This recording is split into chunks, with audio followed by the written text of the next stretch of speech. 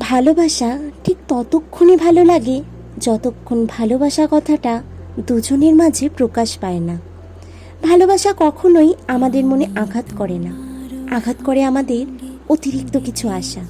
তাকে কি কখনো কাছে পাবো, সে কি অন্য কারো হয়ে যাবে, এমন ভাবনাগুলো ভালোবাসার মাঝে থাকে না। যে ভালোবাসে সে কখনো হেরে যায় না, বরং জীবনের শেষ দিন পর্যন্ত তাকেই ভালোবাসে। ভালোবাসলে যে তাকেই পেতে হবে এমন কোনো কথা নেই।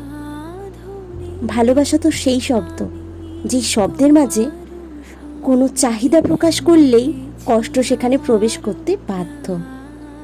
ভালোবাসা আসলেই সুন্দর, কারণ যেখানে সত্যিকারের ভালোবাসা থাকে সেখানে কোনো চাহিদা থাকে না।